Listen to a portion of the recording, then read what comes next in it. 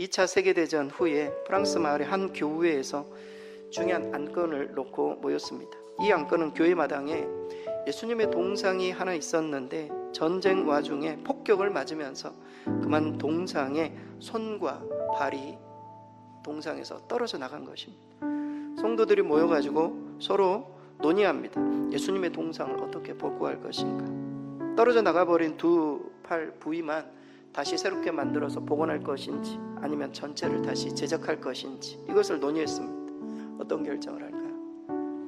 그러자 서로 고민하고 있는 중에 어떤 성도님이 손을 들며 이렇게 말합니다. 그냥 그 모습 그대로 놔두었으면 좋겠습니다. 그리고 동상 아래에 이런 팻말을 써놓았으면 좋겠습니다. 예수님은 당신의 손과 발이 필요합니다. 요즘 OTT 시장에서 가장 잘 나가는 넷플릭스 기업이 있습니다. 이 기업이 성공한 비결 중에 하나로 직원들은 서로 논의할 때 절대로라는 말을 쓰지 않는데요. 이건 절대 불가능합니다. 이건 절대 안 됩니다. 이런 말을 쓰지 않는데요. 더 나은 방향과 더 나은 방법을 고민할 때 절대로라는 말을 쓰면 고민을 멈추게 된다는 거예요. 여러분, 우리도 마찬가지예요. 신앙의 영적 성장을 이루기 위해서는 나는 절대 이거는 못해. 절대 이 시간은 안 돼. 절대 나는 나올 수 없어. 신앙의 성장이 이루어지기가 어려운 것입니다.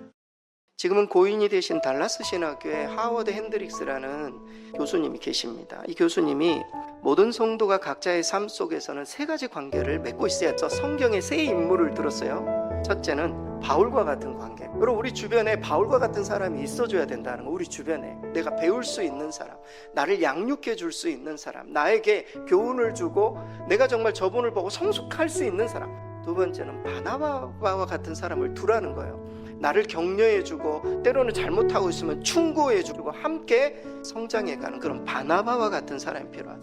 세 번째는 디모데와 같은 사람이 있어야 된다라는 거예요. 양육할 사람, 내가 하나님의 말씀을 배운 것을 양육해야 돼. 여러분, 주변에 이 세 부류가 있나요? 바울과 같은 사람은 있을 거예요. 아마 바나바와 같은 사람도 사실 있을지 몰라요. 디모데가 있나요? 우리가 제자가 되어서 제자로 삼을 수 있는 그런 대상이 반드시 필요하다. 어느 시골교회에서 목회를 하고 있는 한 목사님 이야기입니다. 5학년 된 딸이 과제를 받아가지고 가족들이 모두 물에 빠졌다고, 그 중에서 딱 한 명만 구조해야 한다면 누구를 구조하겠어요? 일단은 자기 자신을 먼저 포기하겠다 이렇게 말합니다. 가족들을 제가 어떻게 포기하겠습니까? 차라리 제가 죽을래요. 그리고 그 다음에 포기한 사람은 엄마였습니다. 엄마는 수영을 잘하기 때문에 엄마를 포기할래요. 그 후에 남동생, 여동생을 차례로 포기하고 마지막으로 딱 한 사람만 살릴 수 있다면 저는 아빠를 살릴 거예요. 아빠는 하나님의 말씀을 전해야 하잖아요. 하나님의 말씀은 더 많은 생명을 살릴 수 있기 때문에 아빠가 살아야 될 것 같아요. 이 이야기를 들은 목사님은 내가 복음을 전해도 사람들이 듣기나 하나, 이런 것 때문에 낙심이 되고 탈진할 것 같은 상황이었는데 이 딸을 통해서 하나님의 음성을 듣게 된 것입니다. 카일 아이들먼 목사님이신데 Not a Fan이라는 책이 있어요. 이 책에 보면은 대부분의 그리스도인들이 예수의 제자가 아니라 예수의 팬인 경우가 많다. 여러분, 팬들의 특징은 무엇입니까? 팬들은 열정적으로 좋아하는 사람들이죠. 고함을 지르고 응원은 해요. 하지만 정작 경기에 나가지는 않아요. 여러분, 팬은 정보가 많아요. 선수에 대해서 꽉 꿰고 있죠. 그러나 그 선수와 개인적인 친분은 나누고 있지 않아요. 이게 팬이죠. 우리 모두도 예수님에 대해서 너무나도 잘 알고 있어요. 진짜 예수님하고 친밀한 관계를 못 맺고 있는. 여러분, 이 카일 아이들먼 목사님이 미국 교회를 보면서 다 그런 교회처럼 보인다라는 거예요. 사람들이 주일날 교회를 가지만 마치 교회 가는 게 아니라 스테디움에 가는 것처럼 사람들이 가서 손을 들고 찬양을 하고 은혜 받았다고 말하지만 정작 예수님이 같이 가자고 했을 때 어느 누구도 주님의 손을 잡지 않는, 응원은 하지만 함께 그 경기에 참여하지 않는 그런 팬들과 같은 거. 어떤 장로님이 성경을 읽다가 샬롬이라는 단어가 꽂혔대요. 그래서 이 장로님이 내가 우리 성도들을 만나면 항상 엄지를 이렇게 치켜 세우면서 샬롬이라고 인사해야 되겠다. 그래서 샬롬, 샬롬 이렇게 인사하고 다녔대요. 근데 어느 날 예배가 끝나고 딱 나가는데 지나가는 한 청년이 얼굴이 너무 검해가지고, 그래요. 장로님이 가셔가지고 샬롬 이렇게 외쳤대요. 그 말을 듣고 이 젊은 사람이 꽂힌 거예요, 마음에. 이분이 그때부터 예배를 드렸어요. 목사님 물었어요. 어떻게 우리 교회 등록하시게 됐냐고. 사실은 제가 사업을 하고 있었는데 사업이 어려워져가지고 부도가 나서 주변에 있는 사람들이 막 빚 갚으라고 막 너는 죽일 놈이다 그러면서 자꾸 이야기, 자기 자신도 생각보다 나는 죽을 놈이라고 생각했. 그래서 자살을 하려고 지나가는데 그분이 살놈 이렇게 얘기했다. 살놈. 그 말을 듣는데 갑자기 자기가 그래 나는 죽을 인생이 아니다 교회에 들어갔다는 거예요. 지미 카터 대통령이 쓴 글에 Why not the best?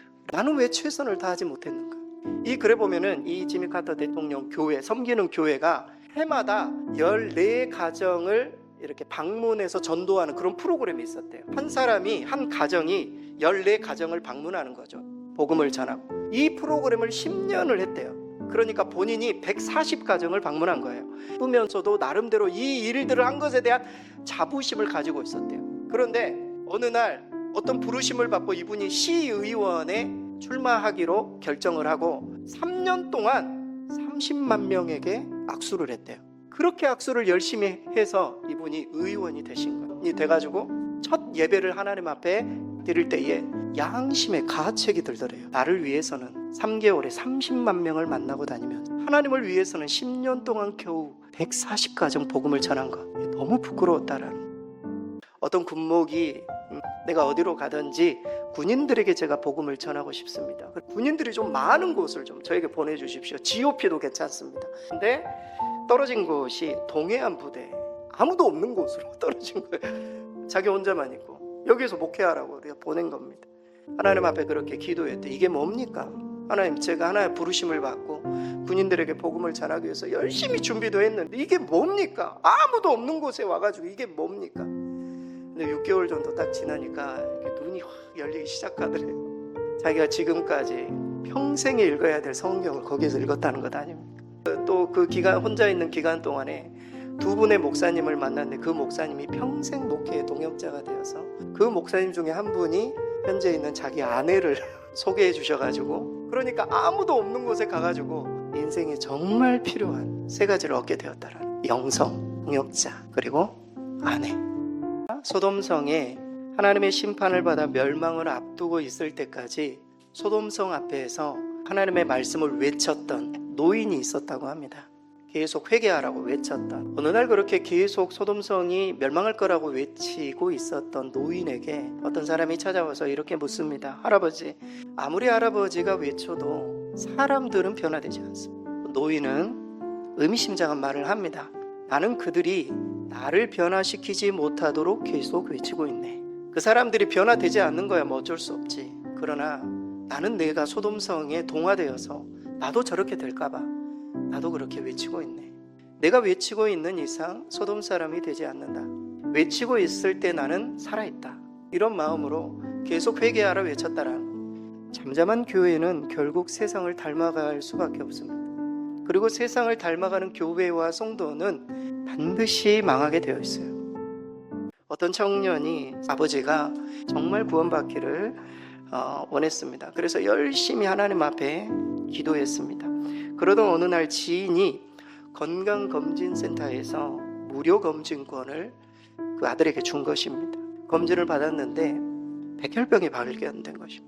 하나님, 제가 우리 아버지 예수 믿게 해달라고 했지 병들게 해달라고 제가 그렇게 기도한 것은 아닌데 어떻게 이런 응답을 주십니까? 하나님 앞에 하소연을 했습니다.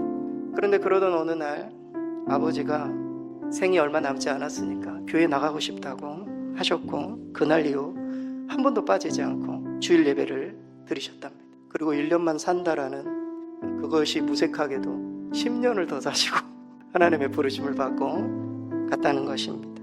우리는 우리의 생각과 우리의 마음으로 뭔가 이렇게 됐으면 좋겠다라고 열심히 일하고 열심히 기도하고, 그러나 여러분, 하나님이 일하셔야 돼요. 고 마쓰시다 고노스케 파나소닉, 지금은 고인이 되셨지만 이 회장님이 계십니다. 이 회장님은 어린 시절 매우 가난했어요.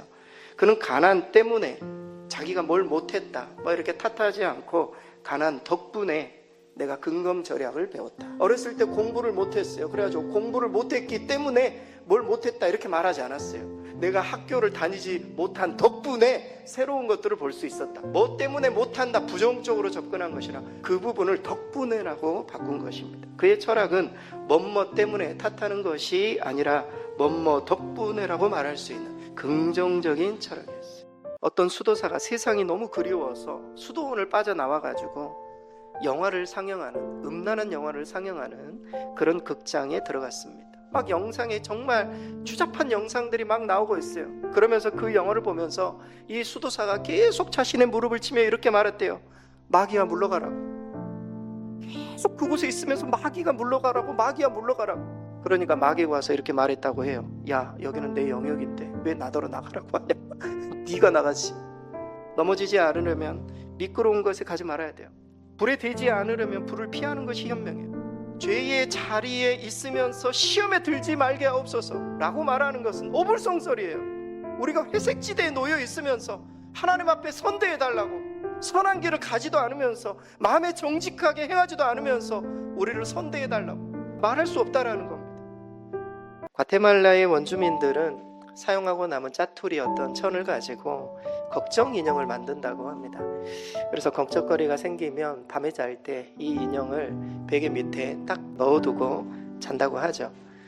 걱정이나 염려를 나타내는 영어 단어는 worry, 브루겐이라는 독일어 단어에서 왔는데 이것은 목을 조르다라는 뜻이라고 합니다. 마치 사자가 사냥감의 목덜미를 물고 있는 모습 속에서 이 브루겐이라는 단어가 나왔다고 합니다.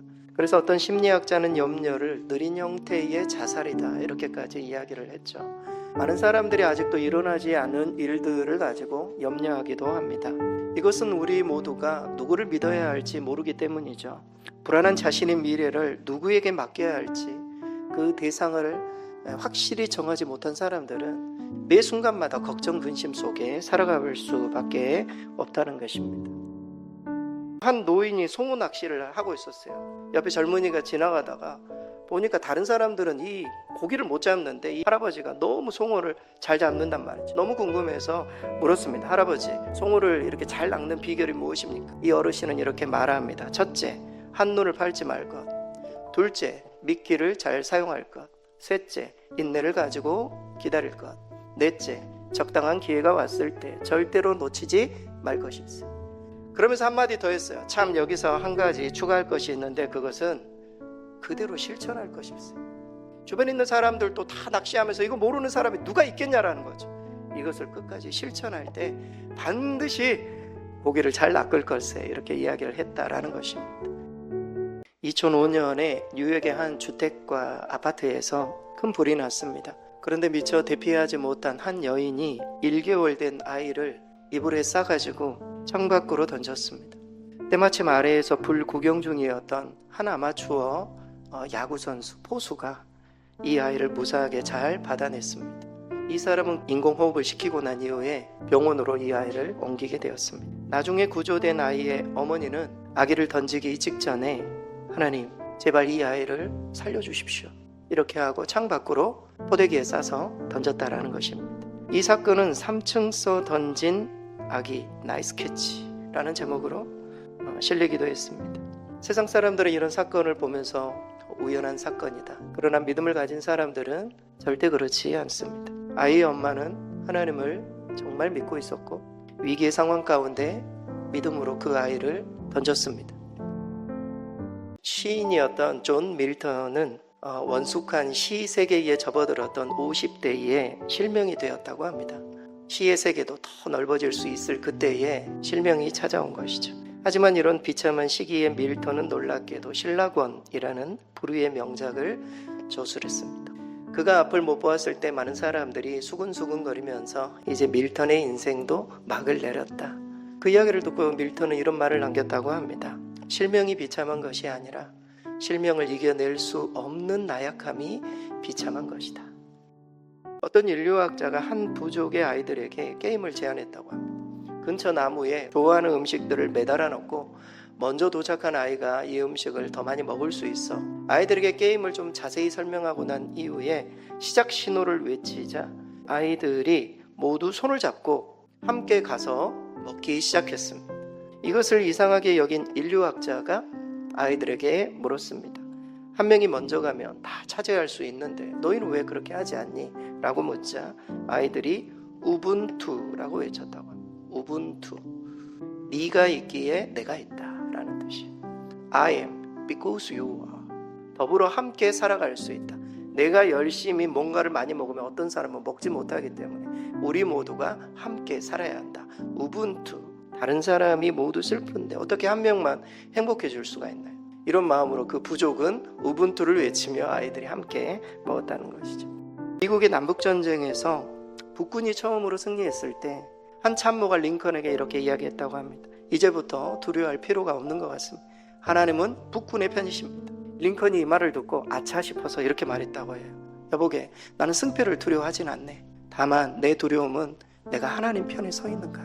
하나님 편에 우리가 서 있으면 실패해도 하나님께서 반드시 다시 회복시키실 것이네. 그러나 우리가 하나님의 편에 서지 않고 우리 북군이 승리한다면 이건 더 큰 문제인 것이죠. 두려움이 우리 가운데 닥쳐 있을 때 우리는 항상 생각해야 돼요. 내가 하나님의 뜻 가운데 있는가? 하나님 앞에 나는 묻고 있는가? 하나님 안에서 나는 안정이 있는가? 하나님께 내 삶을 맡기고 있는가?